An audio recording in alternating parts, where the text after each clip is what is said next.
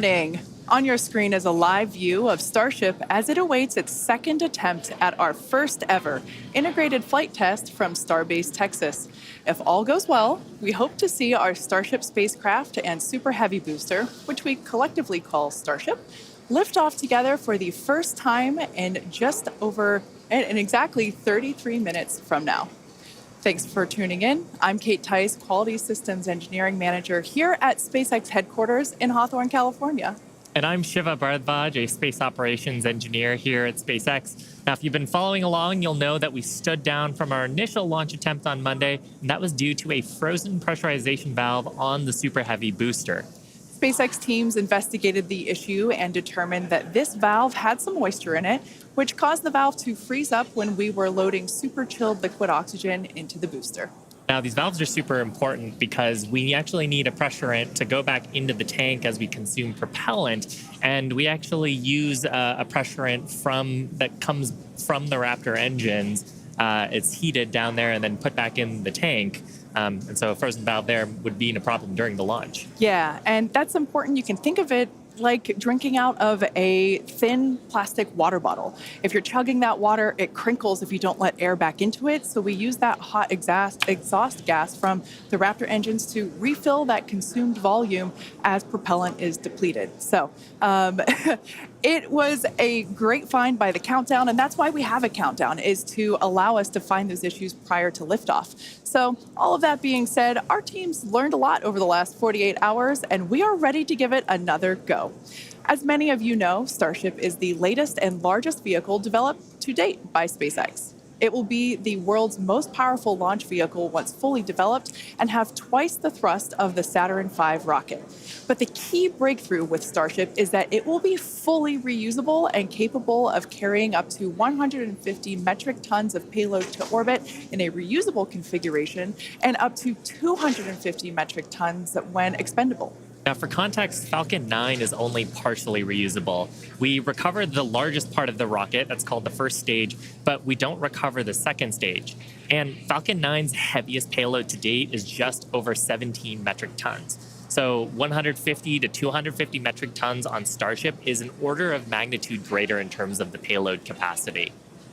Now, for today's test, we will be the first of many as we work towards transitioning Starship from a developmental into an operational program. And the primary objective today is to gather as much data as we can around the fully integrated vehicle. Now, while we have flown the Starship spacecraft in the past, it is going to be the first attempt of Super Heavy and the first opportunity for us to validate how the two vehicles operate together. We are so excited for this. The purposes for today's flight, we will consider any data received that helps inform and improve future builds of Starship as a success. From a milestone standpoint, our main goal is to clear the pad. Every milestone beyond that is a bonus. The further we fly, the more data we can collect. Now, if it does all go well, then we'll expect the Super Heavy to light up its 33 Raptor engines at the base of the vehicle and lift off, clear the pad away down from Starbase in Starbase, Texas, and then it'll go into ascent. About 3 minutes into its ascent, we're going to expect to see Super Heavy separate from the Starship. It'll perform a flip maneuver, and then it'll execute a boost back burn, and we're going to be targeting a hard landing in the Gulf of Mexico. And while that's happening, we hope to see Starship's 6 second stage engines ignite and watch as Starship coasts for about an hour at altitudes ranging between 150 and 250 kilometers before re-entering Earth's atmosphere and make its own hard landing in the Pacific Ocean about 250-ish kilometers offshore. Now, we are not really expecting many camera views after separation. That is to say, if we even make it that far. But we do promise that whatever views we do have, we will bring them to you live. Yep. We have a couple of ground stations along the way. So if we are able to get good telemetry, assuming we make it that far into the ascent, then of course those will be available on the stream. And also worth mentioning today, like the whole just getting the vehicle off the pad is a complex endeavor. We are going to be trying to reduce complexity by attempting those hard water landings instead of trying a normal landing like you're used to on Falcon 9. Exactly. We are not attempting to recover these vehicles. So yeah, hard landings in store for both. Now, in a little bit, we'll take a closer look at the vehicle and the launch pad. But first, the teams have been doing a tremendous amount of work over the last few months. In fact, there's a great shot of our Hawthorne team up here bright and early to watch the launch. Teams have been prepping really for the last few days, especially to try to get in today's launch attempt. And here you can see a live view of the South Padre Amphitheater, where both SpaceX employees, friends and family, and members of the public are gathering to watch Starship lift off. And we can see the crowds are gathering there as well. And of course, we want to give a shout out to the SpaceX team. You see them there on screen, members of our launch command, our Star Command Center. That is our Star-based Launch Control Center. Yep, those are the operators today who are going to be reviewing all the data and, of course, giving us the go, no-go poll, checking the status to try to get in today's launch attempt just around 27 minutes from now. And one thing I do want to mention, I misspoke. It's not the South Padre Amphitheater. It's the Cameron County Amphitheater. Now, the entire Starship structure on your screen is made from stainless steel. When it's stacked, it stands about 120 meters tall. It's about 9 meters around. And we have this awesome video that shows you just how big that is. You can see one of our technicians there doing some final prep work in advance of today's test. And man, there's the 120-meter monster. The person just keeps getting smaller and smaller. Now, just like Falcon 9, Starship has 2 stages, which we'll talk more about those in a minute. In addition to those 2 stages, Starship actually has a 3rd stage, which we call Stage 0. It consists of all the launch pad infrastructure built around the rocket, as you can see there on your screen, and it's truly an engineering feat in its own right. Yeah, we've got a great shot there of the various different components of it. The pad, the infrastructure, all that is required to get into filling the tanks.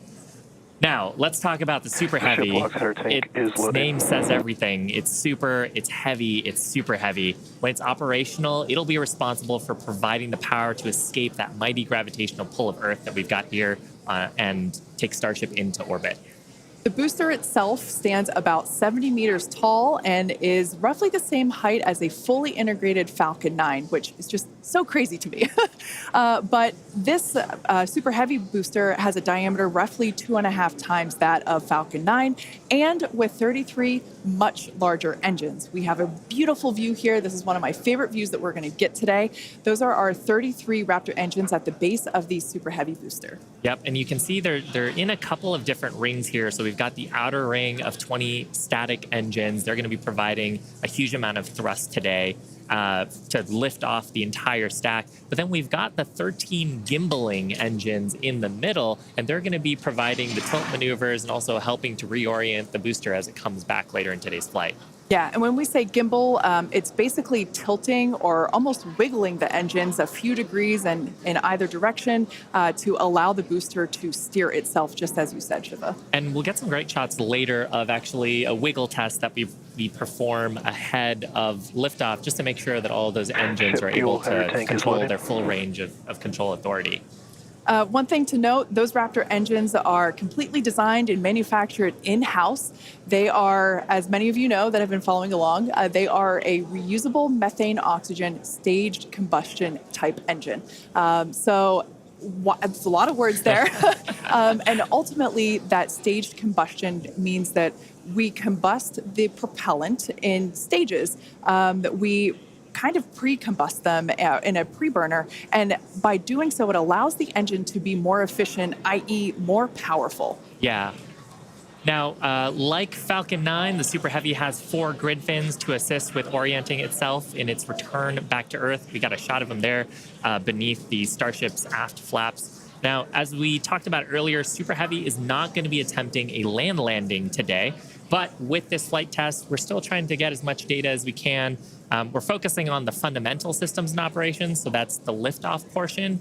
But we are going to try to get some data on how the fins work and for that water landing that Super Heavy is going to be making after ascent. I love that great view of the fins there. Now, Starship, or the spacecraft, is the second stage, and it makes up the top portion of the vehicle. It's designed for carrying passengers and cargo to Earth orbit and beyond. It stands about 50 meters tall, which is a little taller than the Statue of Liberty. It's comprised of 6 Raptor engines, 3 sea level and 3 vacuum engines, which are optimized to operate in the vacuum of space. And they provide a maximum of 258,000 tons of thrust in vacuum. Spacecraft is also outfitted with 4 flaps to help aerodynamically control the vehicle's attitude, which you can see those 2 forward flaps there on your screen now. So they help control the vehicle's attitude during atmospheric flight and enable precise landing at the intended location. Now, one thing we got to mention, the heat shields. They are iconic. Starship is wrapped in a heat shield, which is composed of 18,000 hexagonal ceramic tiles designed to insulate the vehicle during that atmospheric entry. And that's really important because the temperatures can be as high as 2,600 degrees Fahrenheit. The hex-shaped tiles, like the ones that Shiva and I have, roughly make up about 2/3 of the vehicle. We can see that we have some different shapes. Mine is slightly curved. As you can imagine, it sits on the curved portions of the Starship vehicle. Now, the one that I've got is a hexagonal tile that's more flat, and it's really used for the flatter structures on the vehicle. And we need a heat shield because when you're coming back in from re-entry, we're going supersonic, we're compressing all the air ahead of us. That ends up causing a lot of heating along the surface, and without a heat shield, that would go straight into the structure. Yeah, one thing that's amazing to me, especially when I first picked up one of these heat shield tiles, is that they're so light. They almost feel like they're made out of foam. They're that light, and they kind of sound like it too. And one thing that we do want to mention, in order to reject the maximum amount of heat during that entry, like Shiva was just saying, they're black, and that's because black helps reject that heat that is building up on the exterior of the heat shield. Now, Starship is designed for vertical takeoff and landing as opposed to taking off and landing like an airplane, and that's because that's really important because we don't have runways on the moon or Mars. Fortunately, at those destinations, the gravity is not as high as it is here on Earth. On Mars, the gravity is just 1/3 of what it is here on Earth, and on the moon, it's just a 1/6. So in both of those cases, Starship, with just its engines, can take off without needing the super heavy booster like we do need here on planet Earth. Now, for today's test, Starship does not have its landing legs attached because, like we said before, it won't be returning anywhere. Starship is expected to make a very hard ocean landing, which, if we even make it that far and manage to get any views, it will certainly make for a very exciting end to today's test. At this point in time, we are 20 minutes, or just over 20 minutes from liftoff. Let's check in with John Innsbrucker for a status update. Hey, John, how's it looking? Thanks, Kate. I'm John Innsbrucker, Principal Integration Engineer here at SpaceX. We're currently loading propellant from the ground system into both the first and second stages. Now, both vehicles use the same 2 propellants. That commonality helps build the reliability. And the fuel today is liquid methane, and that's at a temperature of just over 100 kelvins. That's about minus 272 degrees below zero on the Fahrenheit scale. Now, liquid methane is a different fuel from Falcon 9. That booster uses RP1 kerosene.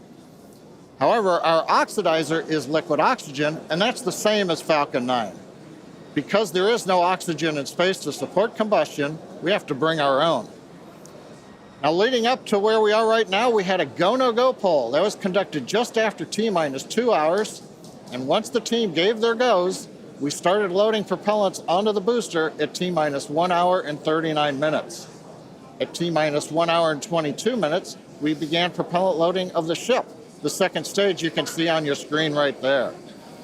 Now, propellant loading of the Starship's second stage main tanks completed at about the T-minus 27-minute mark, at which time we then began loading the 2 header tanks in the nose of the second stage. Now, at T-minus 3 minutes, when the first stage super heavy propellant loading completes, that means we'll have all the propellant on the rocket, and the vehicle will be fully loaded with over 10 million pounds of propellant. Now, right now, at T-minus 19 minutes and counting from liftoff, the weather and winds are looking good. We have been watching the ground level winds. They're at 18 miles an hour. As the morning continues, they will increase, but that is below our limits right now. We're also looking at upper altitude winds. We're waiting for one more balloon, but we believe that we're going to be go.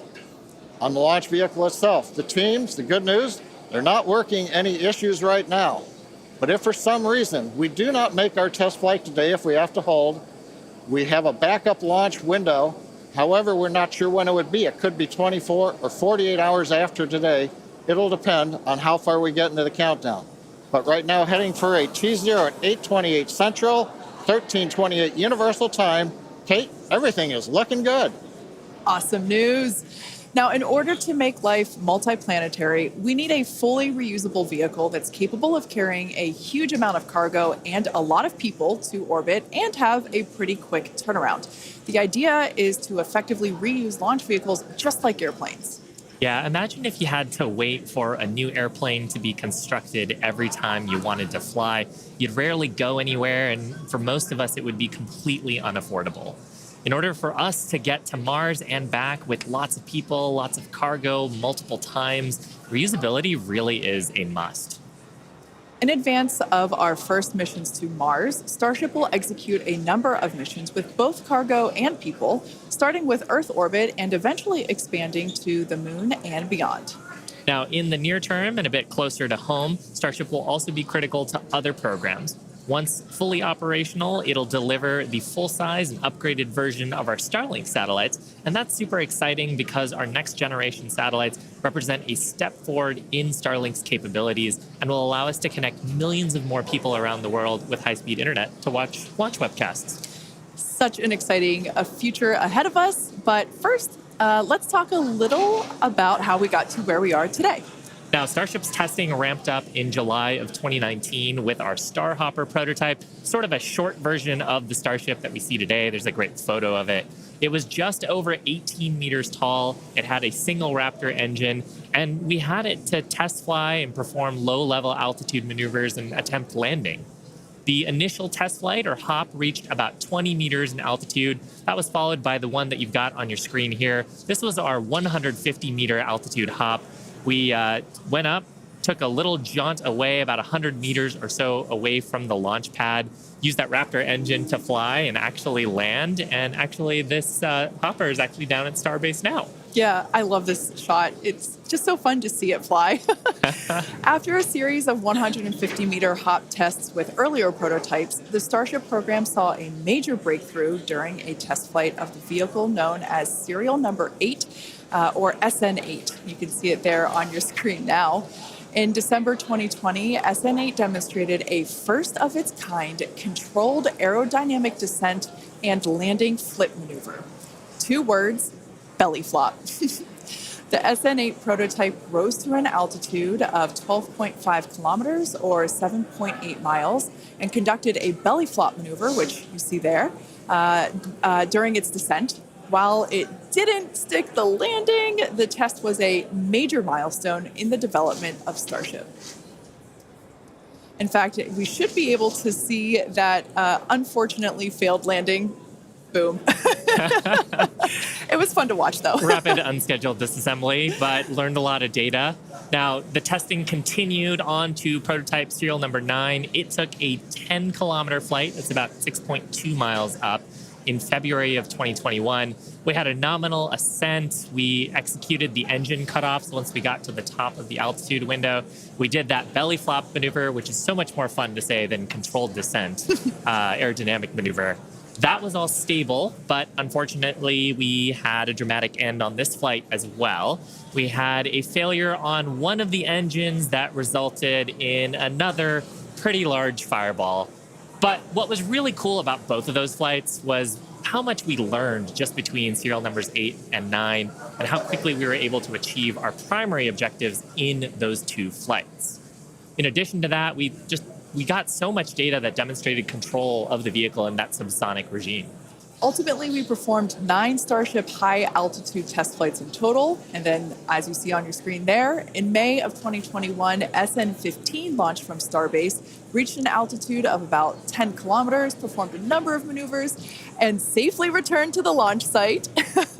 This was the first Starship prototype to fly, control its descent, safely land, and be recovered in one piece. And people were cheering like crazy I was after one of that them. test flight.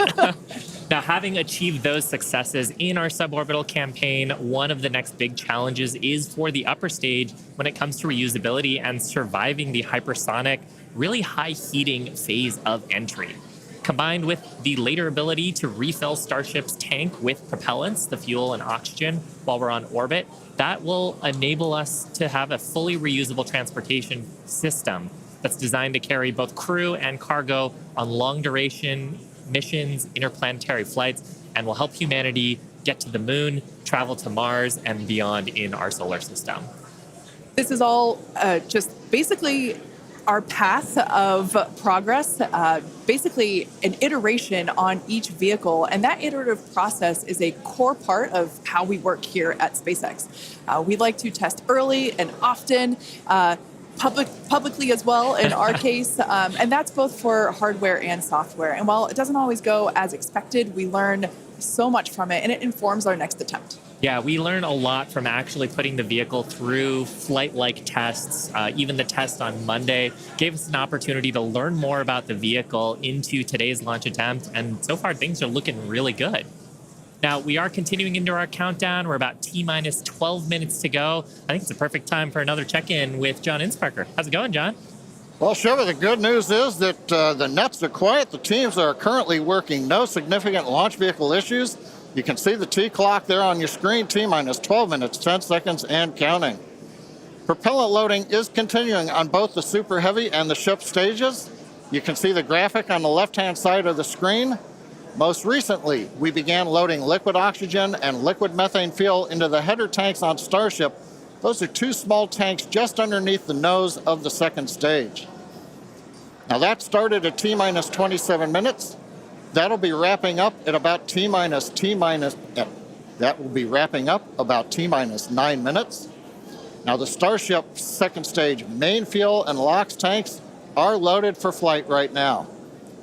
The Super Heavy first stage booster propellant loading is continuing, and that'll go till about T-minus 3 minutes. We're underway with engine chill as we get ready for T0, and we're also configuring the launch pad for liftoff. The booster hold downs have been unlatched. They'll be ready to retract at liftoff. And the second stage quick disconnect is beginning its configuration for release.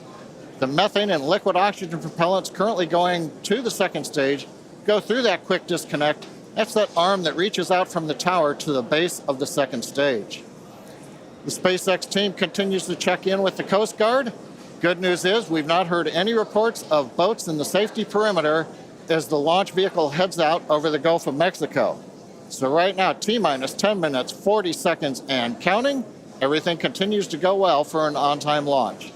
Now, today's test flight is taking place out of our Starbase facility in South Texas, and that test site has gone through a huge amount of development over the last couple of years. One thing I want to point out, this is a great view from our drone. Not only can we see the pad, but in the fog, kind of in the distance, in the background and to the left of the pad, you can actually see our production facility, which is the other part of Starbase in addition to the launch pad.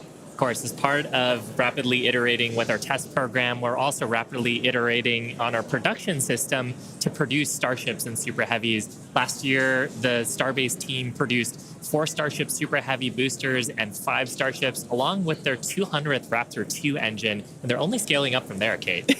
Yeah, it's incredible to think that for 2023, production has 5 boosters and 8 Starships going. So it's incredible. And it's important to have that system fill in basically the manufacturing line so that we have product ready to go as soon as we're done with this test.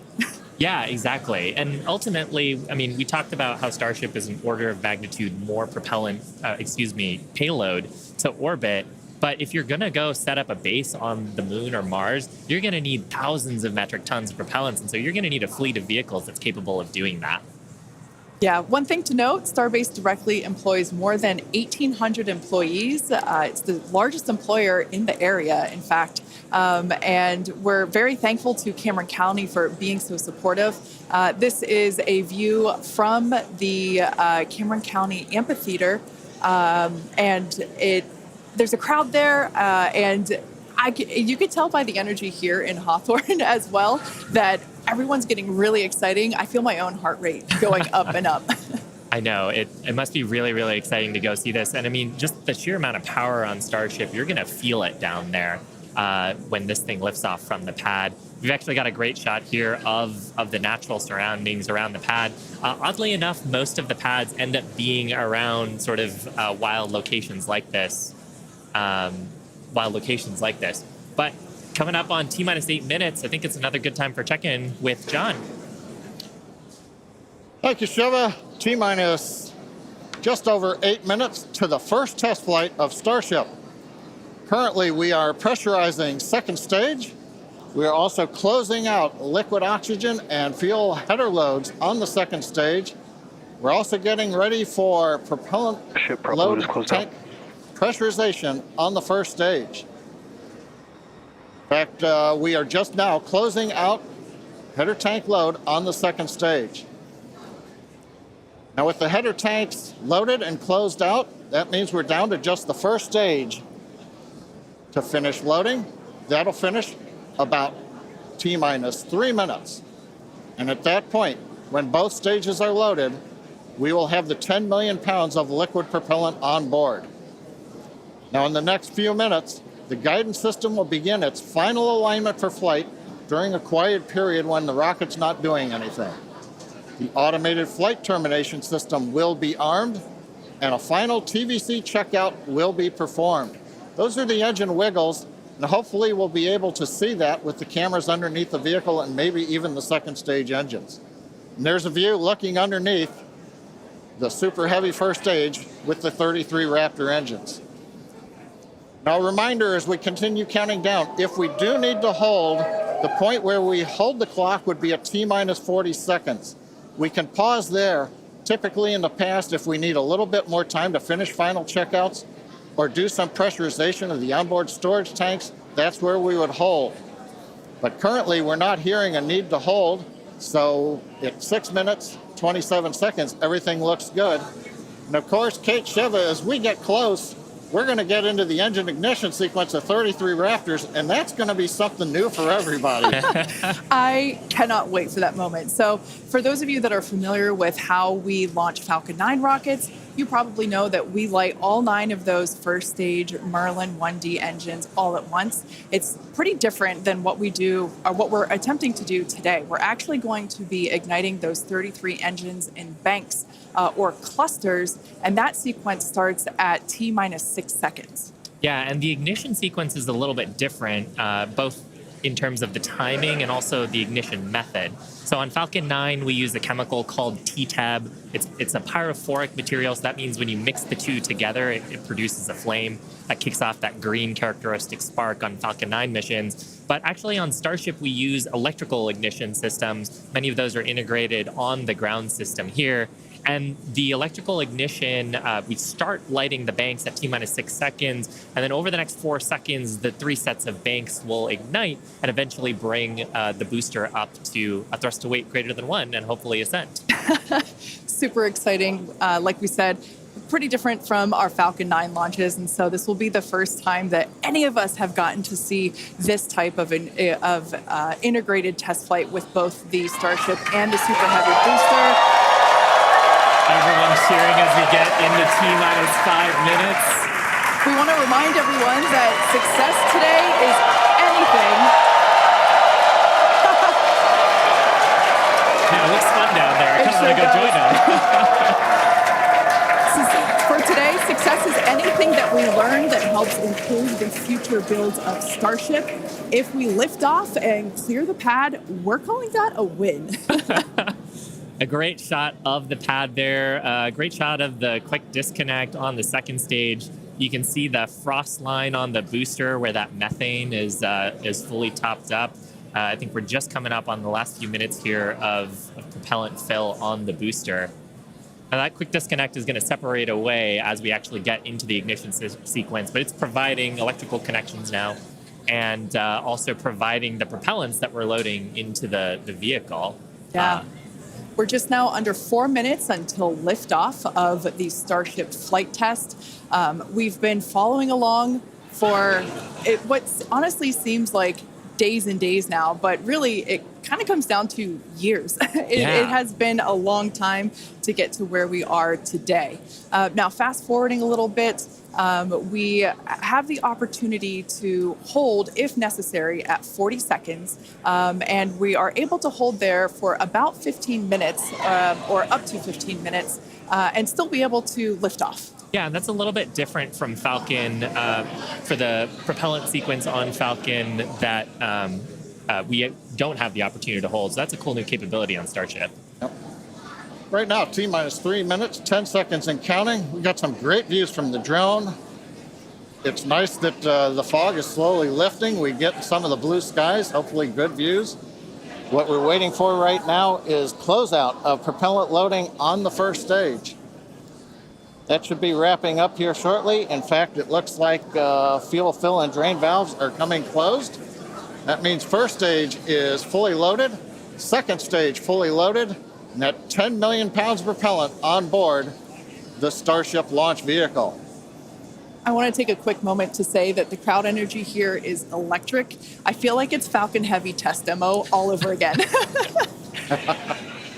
And hopefully you'll hear us as we get into the plus count. But right now, next activity is coming up. The flight termination system arms at T-minus 2 minutes. Thrust vector control checkouts at T-minus 2 minutes. And then after that, major activity will be the T-minus 40-second gate. There's a view looking up at the 33 Raptor engines. There are 20 engines in a circle on the outside, and as Shiva said earlier, 13 engines on the center. Those are the ones that gimbal and steer the vehicle.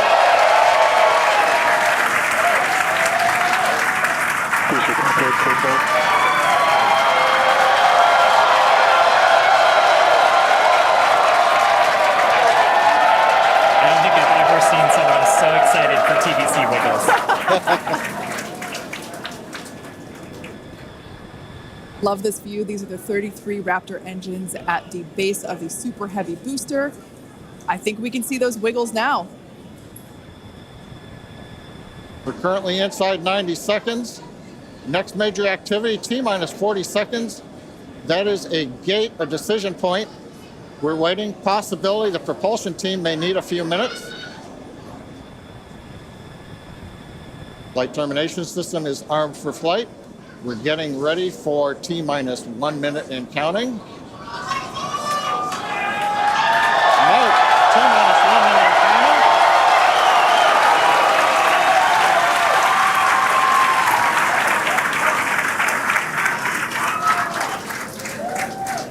counting. Next, we'll see as we get past T-minus 40 seconds for final checks of the vehicle.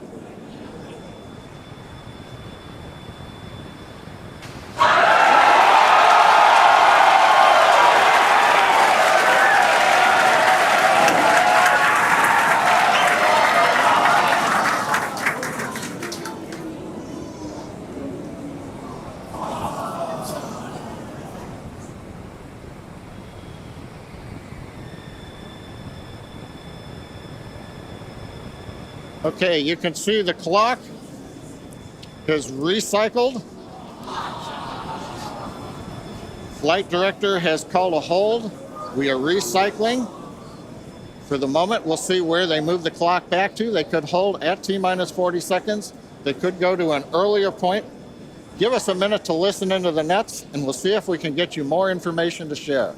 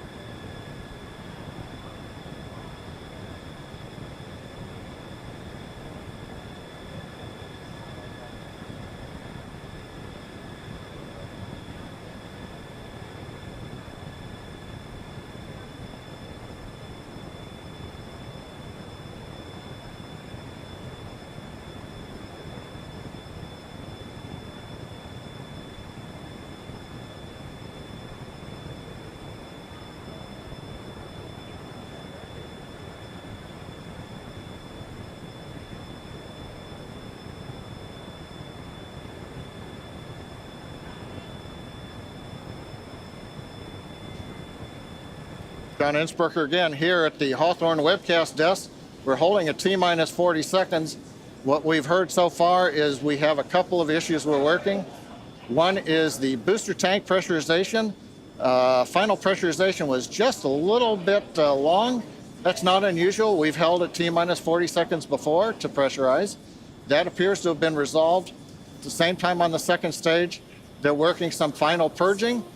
We should know very shortly if that is cleared and if we'll continue the countdown. Everyone, especially that person, is excited to keep going. Like John said, we should know shortly if we are able to continue. But as we mentioned before, we are able to hold up to 15 minutes and still be able to lift off today.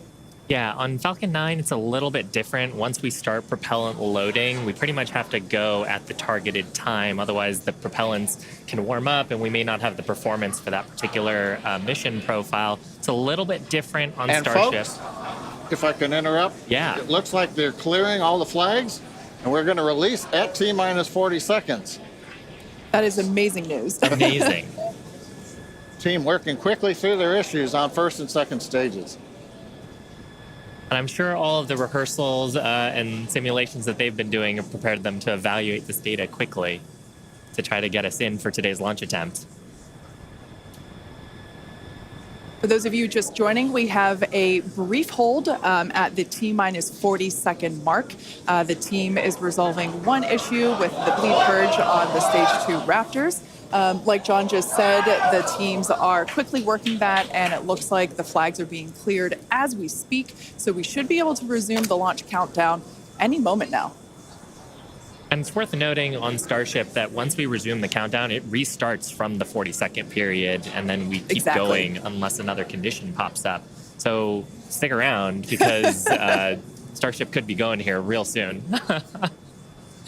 Don't walk away, that's for sure. Amazing views here coming to us from Starbase, Texas. Cheering to close the start again.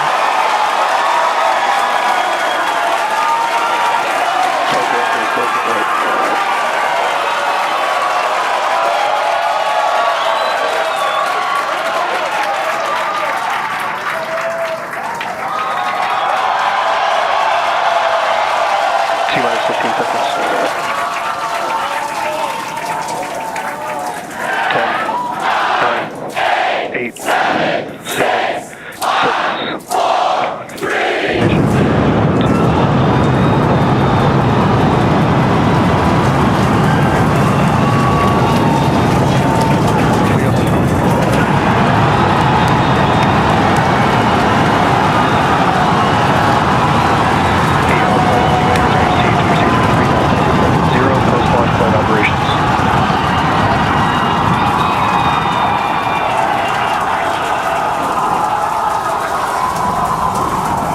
Raptor chamber pressure is nominal.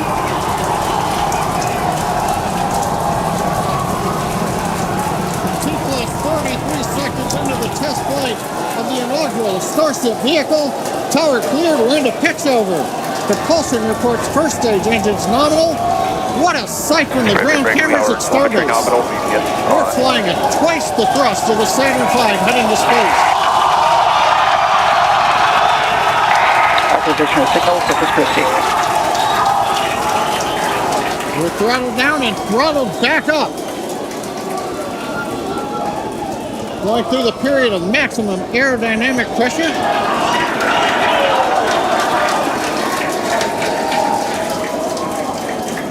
As the velocity increases, the density of the atmosphere is decreasing. Max Q. Lessening stress on the vehicle. The call out, max Q now.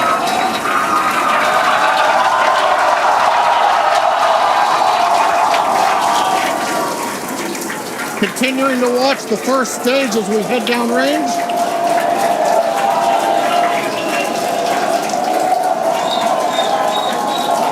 A 100 seconds into flight.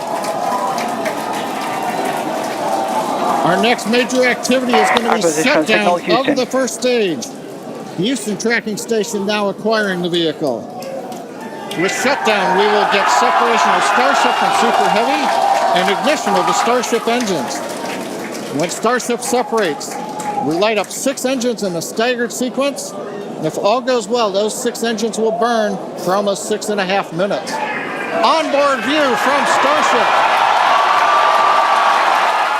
And there's views of the Raptor engines on the second stage as we prepare for stage separation. Now, after stage separation, the first stage will flip and begin a boost back maneuver for landing in the Gulf.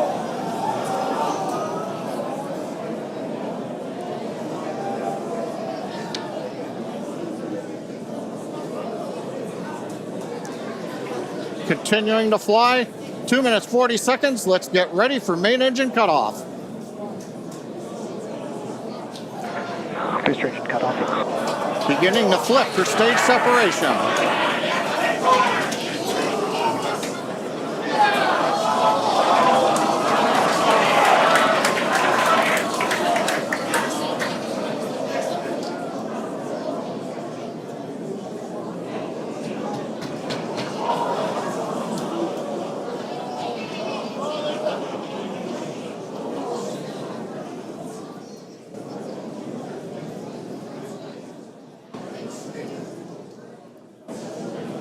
As of right now, we are awaiting stage separation, where Starship should separate from the Super Heavy booster. Yeah, Kate, right now it looks like we saw the start of the flip, but obviously we're seeing from the ground cameras the entire Starship stack continuing to rotate. We should have had separation by now. Obviously, this does not appear to be a nominal situation. Yeah, it does appear to be spinning, but I do want to remind everyone that everything after clearing the tower was icing on the cake. There,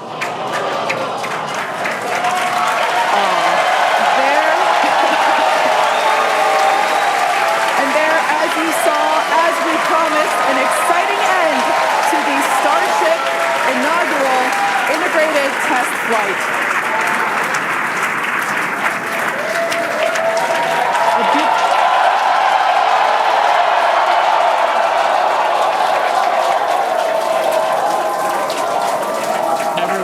Absolutely pumped to clear the pad and make it this far into the test flight, the first integrated flight of the booster and the Starship vehicle.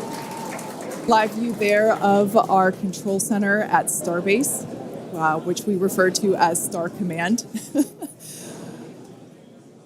As we said before, obviously we wanted to make it all the way through, but to get this far, honestly, is amazing.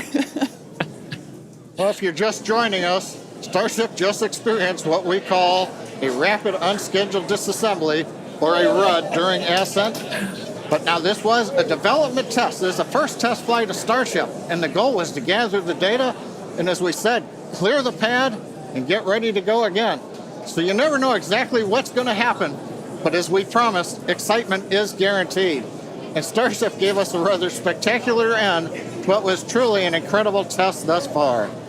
As we mentioned at the start of today's program, any and all the data that we collected during the test is going to help us with further development of Starship, and it's going to improve the vehicle's reliability as SpaceX seeks to make life multiplanetary.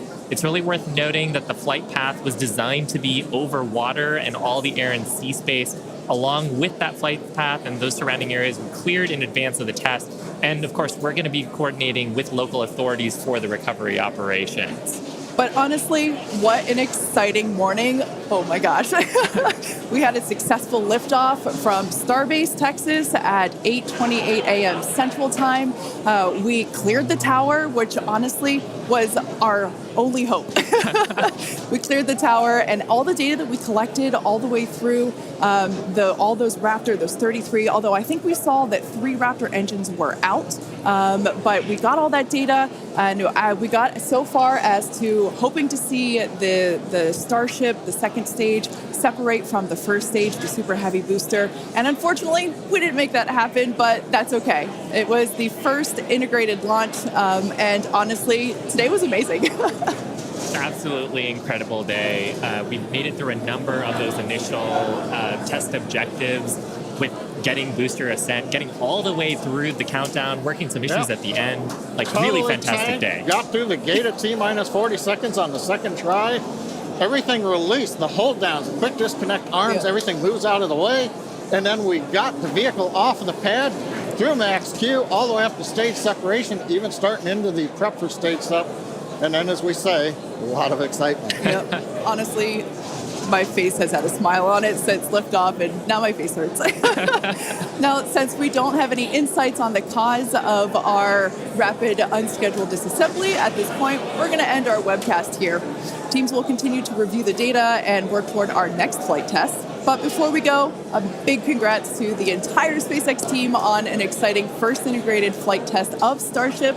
And of course, a shout out to our viewers. We appreciate you joining us. And as always, we thank you for your interest in Starship, SpaceX, and your ongoing support. Till next time.